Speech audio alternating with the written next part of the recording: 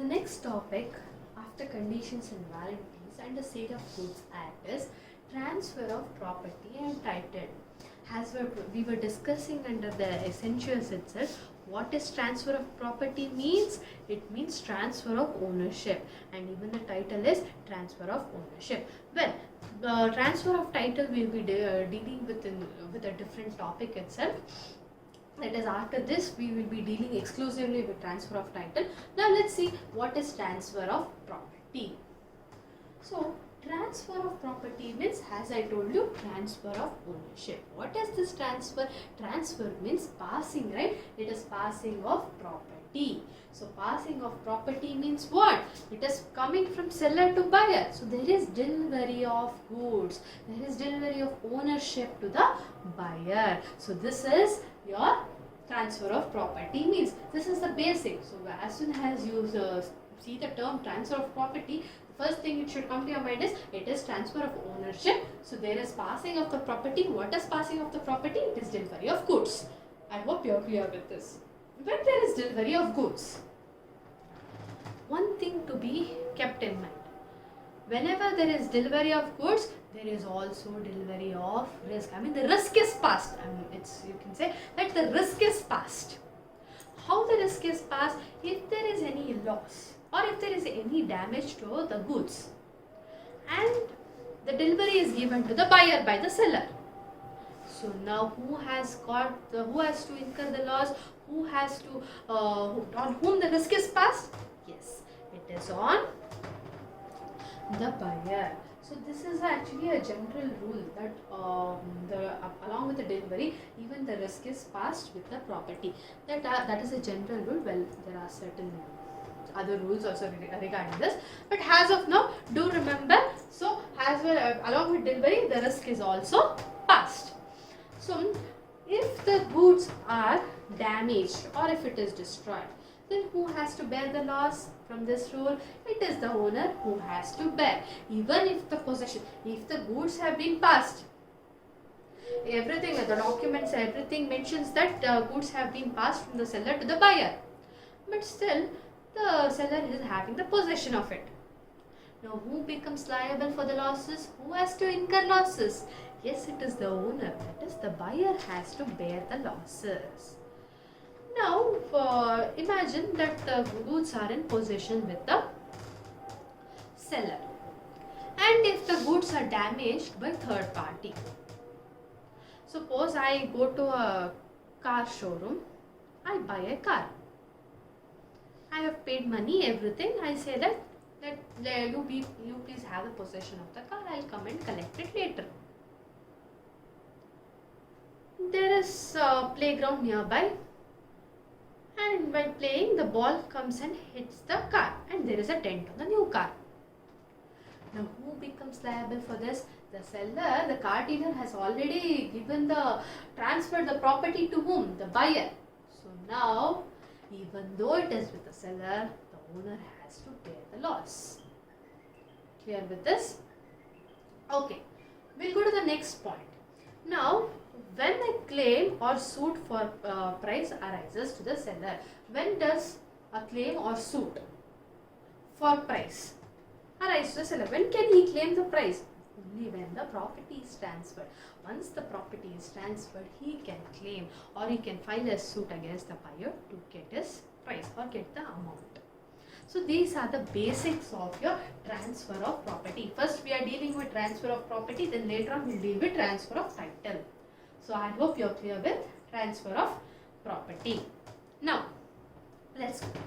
Transfer of property in goods. We have studied different types of goods, right? How many types? First one, what did we say yesterday? Existing goods, under that specific goods, uncertain goods, ascertained goods, future goods, contingent goods. Remember? So now here you have to again use the same goods, and then from that perspective you are going to study how the transfer of property in the goods takes place. Well, first one is transfer in ascertained or specific goods. When the goods are ascertained from a bulk, you have ascertained you want this particular goods. You have selected the goods. Or specific goods, you are identified and agreed to buy it. So under that condition, how the transfer takes place, how the delivery takes place. So you get to know by the intention of the parties. How intention of the parties? How do you get to know, ma'am, that it is transferred from seller to buyer? Well, for this we'll take an example.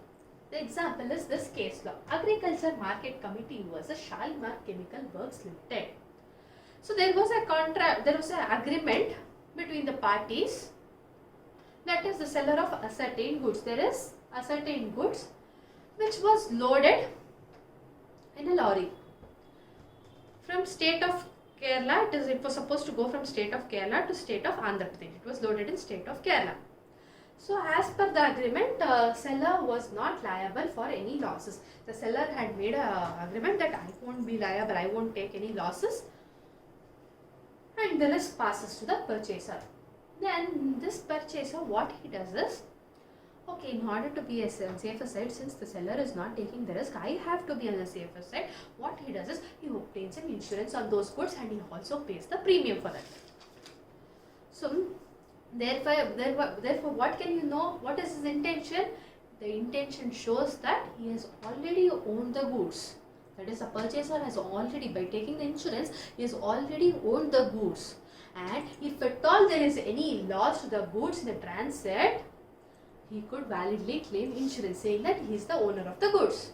So in view of this conduct of the parties, the intention can be clearly known, right? That it has already passed from the seller to the buyer. So these are certain intentions which you can make out that there is a transfer of goods in, that is a transfer in ascertained or specific goods. Clear? The next one is terms and circumstances. Terms of the contract and circumstances of the case. See, similar to the above case what I have given. Now if there is a terms in the in terms of the contract that a seller says I won't be liable for the losses. If at all there is other terms, seller says, yeah, no, I will take the liability for losses. So if there is any terms in the contract, then you get to know that how the transfer has taken place. Clear? And also by the circumstances of the case. In the previous case, we got to know that clearly, right, that the buyer has the intention to own the, he thinks that it is his goods, and to be on a safer side, he has taken insurance. If at all, you cannot determine his intention at all now. What to do? Then your section 20 to 24 comes to rescue. It helps to know the intention of the parties. Under that you have certain points. How do you know? First one, specific goods in deliverable state. If the specific goods are in deliverable state, how transfer takes place? That is given under section 20. It says that property passes when the contract is made. When you make a contract, the property gets transferred. You have selected the property. You want this phone. You want a particular phone. You have already selected the phone. So when you make a contract, you pay the money, then you buy that property or the phone. Clear? So the property passes when the contract is made. For example, there is a person here who has got a car, which he has got it in way back in 2015. He has got a Swift Desire in the year 2015. And also it is in deliverable state. The tires are perfect, the engine is perfect, everything is perfect. Now, when he is selling it to B, immediately A passes the goods to B. There is a transfer of property immediately. If at all there is any damage in the car, for example, the horn is not proper or the tires are not in good state, it is not in deliverable state there. So once it becomes in deliverable state, then the property passes. See, why I give you this car example? It's because it is ascertained and it is specific goods. He has identified the goods. This is the specific goods and he has agreed to enter into a contract of sale. That is why it is, since it is a specific one, I gave you the car example. That is when, as soon as it is in deliverable state, it passes to the buyer. Clear with this? The next one, property passes immediately, even though there is delay in payment or delivery. So, even though if there is any delay in payment, okay, a person says that I will buy this phone now, I have an iPhone and there is one person who wants to purchase it. He says that, okay, fine, you are giving me at a quite, compared to the market, it is very less price. And since you have not used this phone also and it is in very good condition also, I will buy this phone. But he says, I pass the property to him. I give him all the documents that yes, you can buy this property. But still, there is certain delay in payment. Even if there is delay in payment or in case of delivery also, fine. So, the property passes. There is a transfer of property in that case also. Clear? The next one is second point. So, in specific goods, we studied that property passes when contract is made, when it is in deliverable state, and when property is in deliverable state, it passes immediately, but if there is a delay in payment or delivery also, it still passes. Clear? The second one is specific goods in deliverable state, but price not ascertained. So, it says that, yeah, there is a goods which is in deliverable state, but price is not ascertained. What to do? So, ascertaining the price is important. How do you ascertain the price? For example, you buy vegetables or fruits. How do you ascertain the price? You pick it. You pick the goods. It is unascertained goods. You pick it. You put it in a weighing scale. When you weigh it, you get to know what is the quantity of it. And from that you ascertain the price, right? So these are the different methods how you ascertain the price. That is, it can be weighed. That is, for vegetables and fruits, you are going to weigh it. Next, if at all, if it cannot be weighed, you can measure it. Suppose you are buying something, a cloth. How do you purchase a cloth? You measure it. You take a meter or a 2 meter clothes. Then you measure it and as per that you pay price. Isn't it so? Or you test it. How do you test it? Suppose you take a tube light or you take a bulb. First you get it tested, right? Then only you purchase it. So based on that, if it is proper condition, then you pay the price and you take it. So these are the ways. If at all the price is not ascertained, you are going to either weigh it, you are going to measure it, or you are going to test it, or do some other act wherein you can ascertain the prices. There are for some goods, there are particular methods to measure it or particular ways to know its price. By doing such acts, you get to know the price. You ascertain the price. It is in deliverable state. It is specific goods. After ascertaining it, the delivery takes place. Clear with this? Third point. Specific goods not in deliverable state. The specified goods. As I gave you the first example, Swift Desire car, which I got it in 2015, everything is fine. But the tires and there is problem with engine, some minor problems. It is not in deliverable state now. The car is punctured.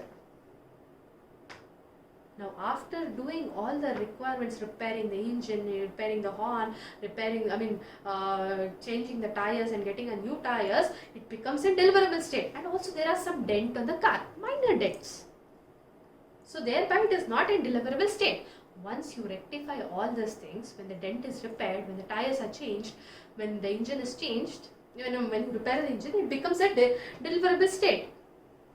So he is making some actions to get the goods into deliverable state, and thereby after it becomes to deliverable state, it automatically transfers, the property transfers to whom? To buyer. So through these things you can get to know that when the goods get transferred. So transfer of property in ascertained or specific goods. First you should know the intention. Second one, by the terms of the contract or circumstances. If at all from this two you don't determine it, you have a list how you are going to ascertain it. So under that various conditions, various circumstances is given situation wherein how to ascertain the delivery has happened. For this you have a case law relating to the specific goods, that is Ghulam Mohammad Wani versus State of Jammu and Kashmir.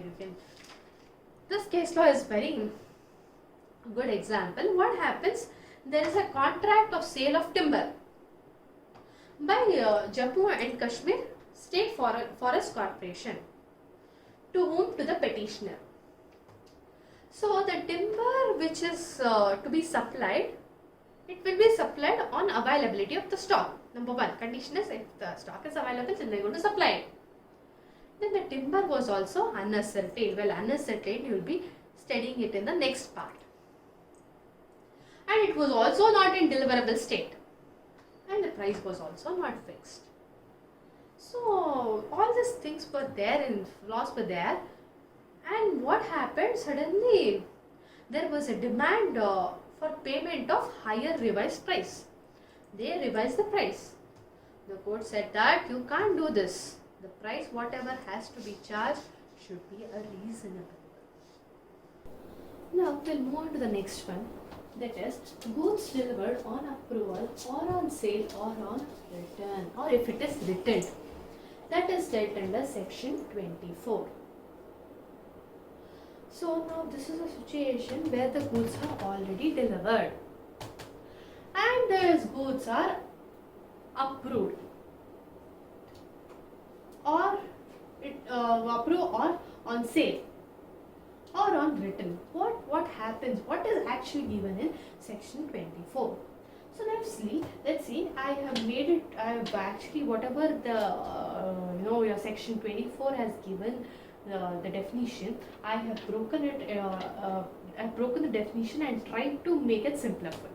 So the first point, it says that the goods must have been delivered to the buyer. Section 24 of Sales of Goods Act says that yes, in order to have this condition fulfilled, the goods have to be delivered to the buyer. It has to be delivered to the buyer from the seller. The next point says that delivered to the buyer. So the goods must have been delivered to the buyer on approval or on sale or written or other similar terms. So it must have been delivered to the buyer on his approval or on a sale, or in case if it's a written it should be taken back, or other similar, if there are any similar other condition relevant to this, then it is applicable here.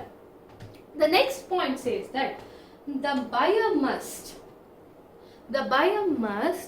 signify his approval. He must give his approval. He has to say yes, I have given my consent for this particular contract of sale and I am buying this. Or he must signify that he has accepted the goods. He should signify to whom? To the seller. And show that adopted the act. In the sense, the act in the sense here, what act we are saying? That he has accepted, the buyer has accepted the goods. Even if he is not given his approval or acceptance by other ways, he shows his approval or his acceptance that he has adopted the transaction. How is it he may retain the goods without giving it back? That can also be a point. So in case if he retains the goods and if he has not rejected, and the next continuation of this is, and if a time is fixed, he has retained the goods without rejecting the goods if there is any time fixed for what? For return of goods. There is a time fixed that you can return these goods within this time. Suppose today what happens is, today I enter into a contract for sale of certain goods.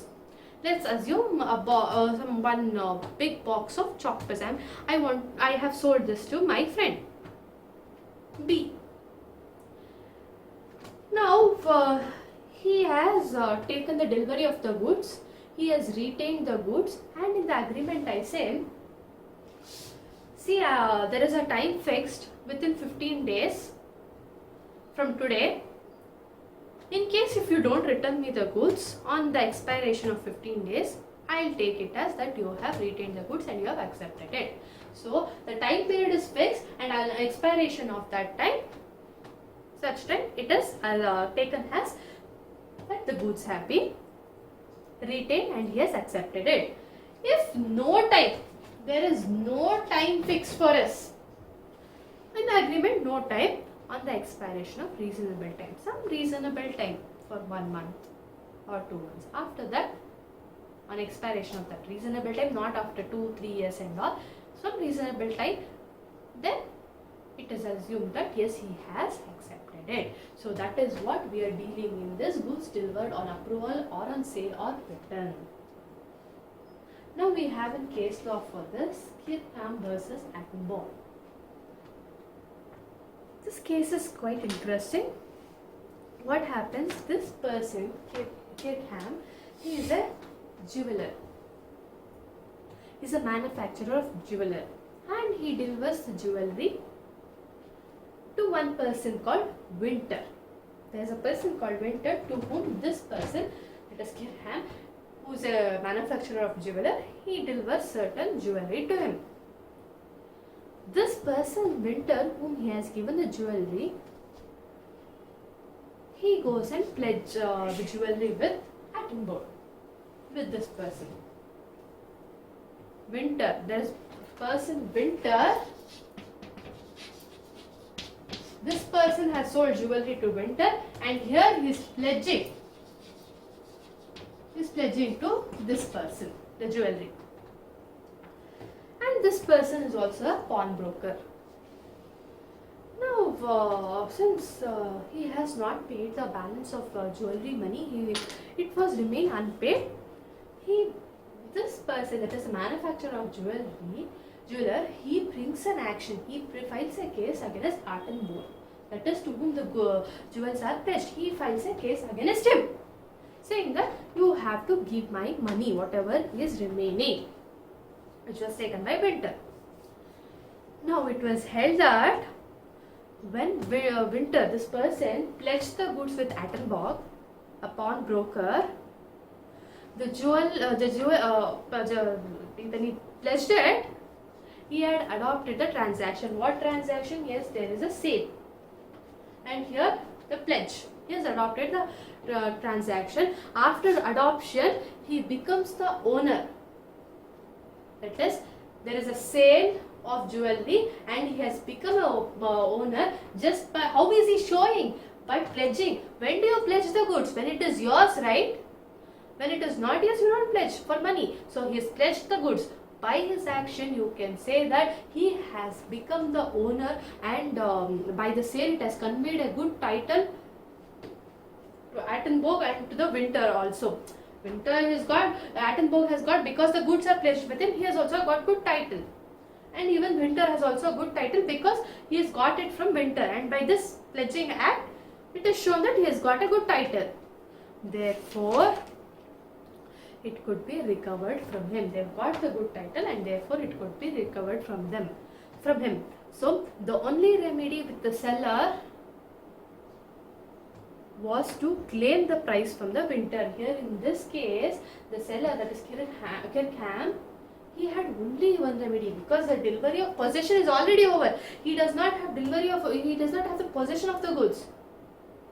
So what is the remedy he can have? In case he had a possession of jewelry and this person Winter had not paid him the money, then what he could do? He could reject that. He could say that, no, I won't deliver it to you since you have not paid me the money. Since he has given the possession now, he has lost it. He can only claim what? Price for it. We spoke about how transfer takes place in ascertained goods. Now, we'll discuss how the transfer of property takes place in unascertained goods. The section 18 of Sale of Goods Act says that in order to be transfer of goods, the goods has to be ascertained. You cannot transfer unascertained goods. It has to be ascertained. That is applied here. So, and for the transfer, what is the subject matter in Sale of Goods Act? It is goods. So, goods have to be ascertained in order to be transferred. The next thing we are going to talk here is appropriated. What is this appropriation? So basically, this appropriated means selecting goods for performing the contract. So what happens here? In order to perform the contract with an intention, So you are going to select the goods in order to perform the contract. That is what is mentioned by appropriation. Suppose we'll take an example for this. There you have, when you talk about stationery, you have n number of pens, right? So you have n number of different types of pens. One may be a ballpoint pen or a gel pen. The buyer, he wants certain gel pens, which wherein he wants the tip to be pointed one, and it should be black in color. So now the seller has gotten his go down. Now it is the demand of the buyer that he wants this. He gives a description saying that I want this type of pens. So now, out of unascertained, with all the bulk, he ascertains. He takes out that bulk and he loads it in a truck or in a vehicle so that he can transport it to the buyer. That is what is called appropriated. What it means basically, for a better understanding, the delivery what is taking place, that is, he puts it in a vehicle wherein it goes from the destination, where starting destination, to the final destination. That is, it reaches to the buyer. That is what is appropriated. So basically what it means in simple words is selection of goods with the intention of using them in performance of the contract. So, and there should also there should be mutual consent between the parties. Who are the parties? The seller and the buyer. They both have to agree that yes, the delivery has to take place like this. You see, when you get the goods, you please send the delivery on this day at this time, and you send through a tempo. So there can be an agreements like this also. Clear with this? So now I hope you are clear with the goods. Ascertained means out of a bulk you are going to ascertain the goods, and appropriated means you are making arrangements to send it to the destination so that you perform the contract, and there should be a mutual consent for this. Now after knowing this, the buyer in this case is ascertained. He knows what goods he wants. He said, I want gel pen with the tip being, he gave a specification that the tip should be sharp. So he has told that I want black gel pen. So he is ascertained with the goods. Now, who is appropriated here in this? It is the seller and buyer. Both are appropriated. Though both have given the consent for delivery. The buyer gives the delivery for receiving the goods, that he has the intention of taking the goods, and seller, he wants to make a delivery. Clear with this? I hope you are clear what is ascertained and appropriated. Right? Now let's move on to the next one. Next, how the property passes. If the goods are unascertained, so for goods to be ascertained, goods to be in a deliverable state, these two conditions are necessary. Understood? So now, if the property has to pass, what are the conditions? The conditions are given under section 23. What are those? The first one says that description in contract. Description in the contract either produced or obtained. So the goods of the description is mentioned in the contract and must be produced or obtained. So it says that yes, the description of the goods have been given in the contract. The description of the pen which is required by the buyer, that is a gel pen and a pointed pen, it is given in the contract. It must be produced or received. Can you produce the pen? No, I can manufacture. I have obtained. I'm a stationery shop. I have a stationery shop. I obtain it from the producer. So that is what in this. So it says that in order the property to be passed, the conditions are that the goods of the description, so whatever is mentioned in the contract, must be either produced or obtained. I have obtained the pens. Clear with this? Now it should be in a deliverable state. Yes, my pens are in deliverable state. It can be delivered. It is in a fine way. It has been stored, and now I can deliver it. There are no damages or defects in the pen, as far as my knowledge goes. Then unconditionally appropriate. What is this unconditional appropriate? What is this? You got to know the meaning of appropriate, right? So appropriate is how you are going to deliver it. Now, what is this unconditional? What do you mean by the term unconditional? Unconditional basically means no conditions. You are not laying down any conditions as such. So, when it is unconditional, there is no conditions. Let's look into it. How there are no condition, how you can put a condition. The seller delivers the goods. How can a seller deliver the goods to the buyer? He can deliver to the goods to the buyer. Either directly he can go and give it to the buyer, or through a carrier, that is through some transport or other bailey. Other bailey in the sense if the seller is at a different place, he sends it through railways, right? They get the railway receipts, and the railway department or the railways become in charge of the goods, and they can be called bailey. We have learnt in the case of bailment, right? So there are other baileys also where the seller can deliver the goods, and that is for the transfer to the buyer. So they use this modes in order to transfer it to the buyer. Before we go further, what is conditional and unconditional? You got to know that the seller delivers the goods by buyer, carrier or other bailey in order to get it transferred to the buyer. Now, ma'am, in this situation, when does it become conditional or unconditional? Suppose I send it through some carrier. I tell him that you go deliver this goods to the buyer,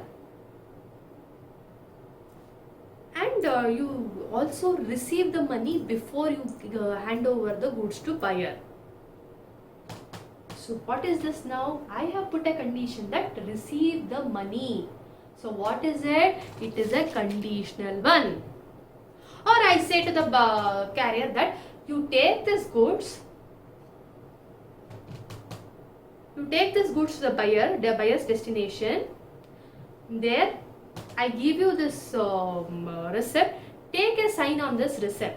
What is that receipt? It is a bill of exchange, which says that yes, the amount for those goods has to be paid within 15 days. So from after the expiration of that period, the buyer has to pay the money to the seller. So again, what is this now? Forget the payment and all. Now the seller has ordered the carrier to get a sign from the buyer. What is it? Again, it is conditional. Then what is unconditional? Unconditional means I ask the carrier, oh, go just give this goods to the buyer and come. I don't say that receive the money or get a sign, nothing. So what is it? No conditions. So when I don't put any conditions, it is called unconditional appropriate.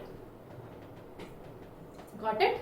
I hope you are clear with this. Appropriate means delivery. How are you delivering? Mode of delivery.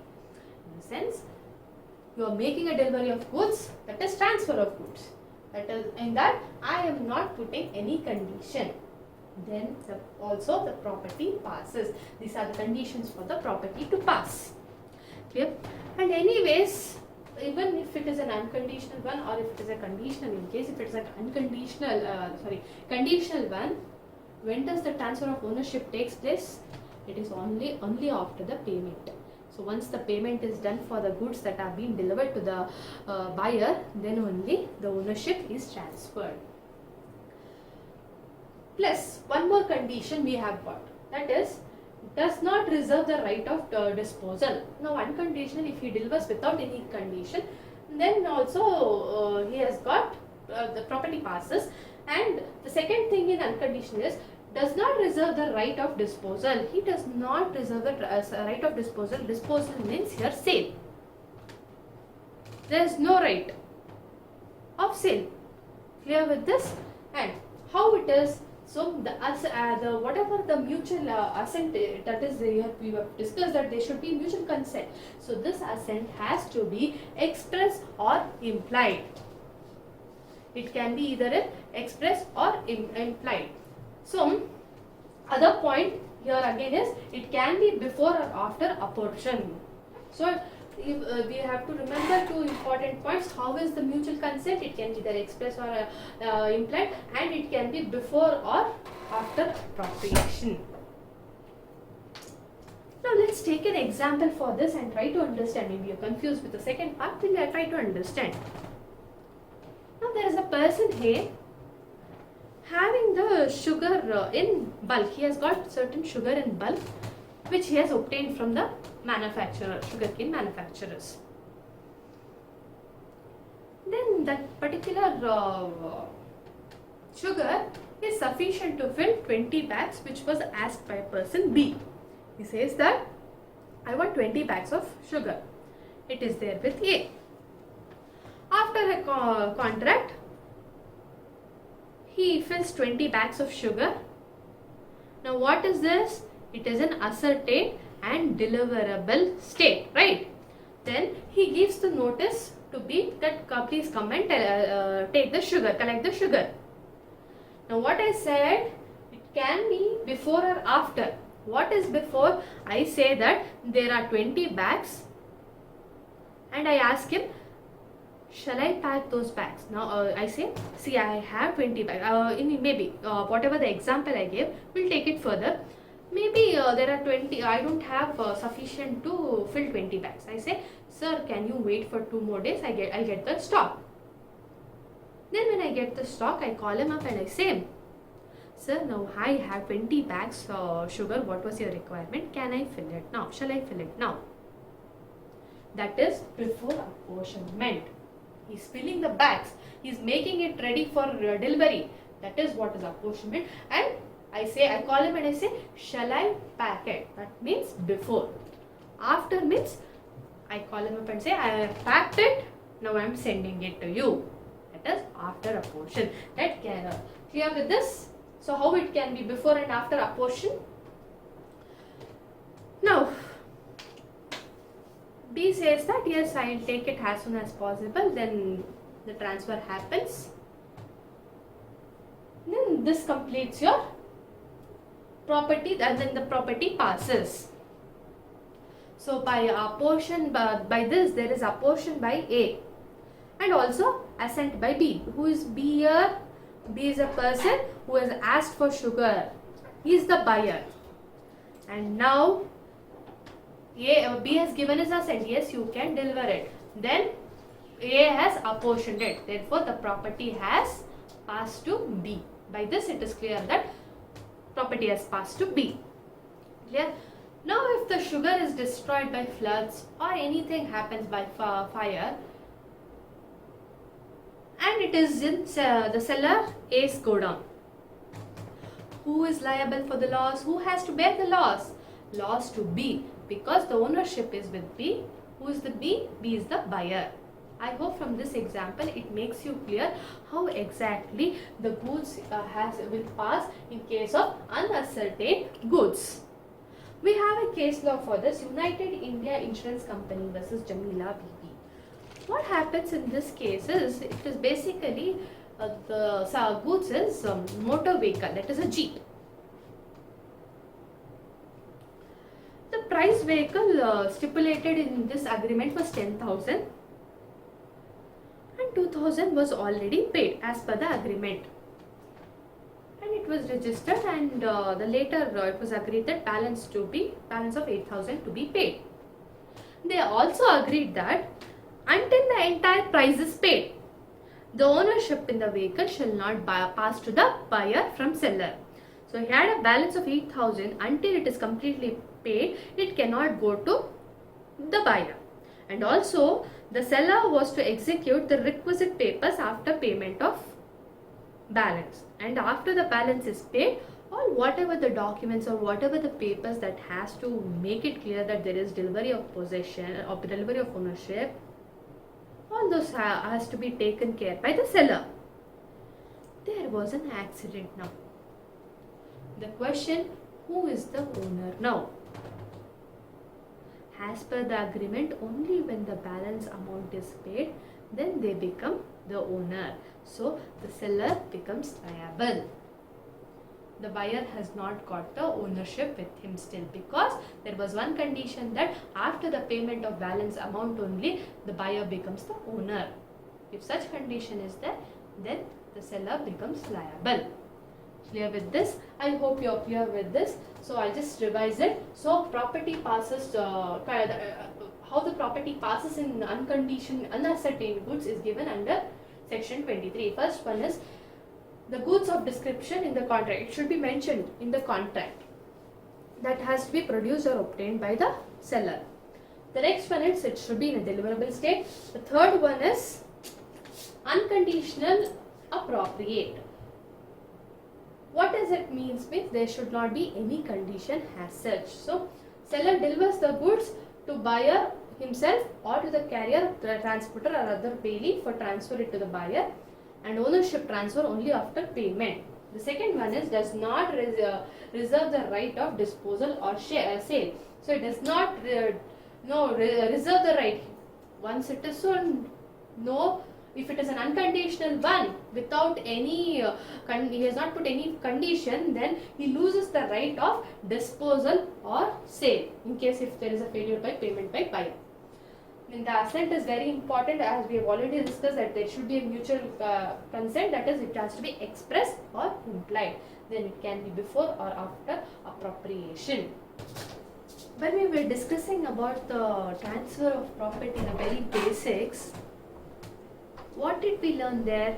Apart from what are the things that constitute transfer, plus I discussed one point which said risk passes with the ownership. That is, once the goods are transferred to the buyer, the risk also passes. If there is any loss to the goods, upon transfer of ownership, the owner or the buyer becomes liable. That is a general rule. He has to bear the losses. Now there are certain exceptions to this rule under section 26. Delay in delivery. If there is any delay in delivery, suppose it's a function, there is some function for which they needed certain cooking oil. Now there's a person A, he goes to B, who is a dealer in oil. He says that, sir, I want this oil. He also says, sir, I want 50 tins of oil and I want it by today evening. Now the seller says that, okay sir, I'll be ready with the 50 tons of oil. You please come and collect it in the evening. Now in case if the buyer does not go, he himself does not go to collect it, whose mistake it is? It is the mistake of the buyer. So who has to bear the losses in that conditions? The buyer has to bear. Now we'll take another example. The same story but with a different example. Now I have ordered with the oil dealer that please give me 50 tins of oil. He agrees for this and finally he says, you come today evening, I'll give it to you. When I go to him in the evening, he does not have 50 tins of oil. He says that you please wait for some more time, I will provide you, and he does not provide. The function is on next day and he says that I will provide you next day, and he does not provide it next day also. There is continuous delay, right? There is no proper delivery. So now he says that fine, I will provide you in the next day afternoon, and there is a function and they have to prepare food and all for the function, for which they require oil. So the main purpose is not fulfilled, right? So there is delay in delivery, right? So now who becomes liable in this case? The seller becomes liable because it is his mistake. He has agreed that he will be giving 50 tons of oil in the evening, but whereas he has not. So when it is a mistake, from this you can get to know that when there is a mistake of the seller, it is the seller who becomes liable, and in case if there is a mistake by the buyer becomes liable. That is the case in delay in delivery. Next is the special arrangement. So in case if the parties have made certain arrangement, they have agreed to the risk, how they are going to share the risk, how if there is any loss, If the seller agrees that yes, I will bear the risk, then the risk goes to him. If the buyer says that he will bear the loss, then upon whom the risk will be there? It is on the buyer. So in case any parties agree the risk, loss is on that person. So here remember the possession plus risk. There is possession of property plus risk. Clear with this? Next is trade usage. What is this usage? First let us know what is the meaning of usage. Usage means certain customs. That customs in the sense there is something which has been followed from many years or from quite a long time. And these customs which are related to trade. Now we'll go for an example in this where you can understand how the risk passes to the owner with the ownership. And these are the exceptions to remember, in the sense how the risk is passed even without the ownership in this case. So how it gets passed here is, let's take an example. There is an auction. Now there's a person A who is an auctioneer, and there is a person B who has become insolvent and his goods are being auctioned.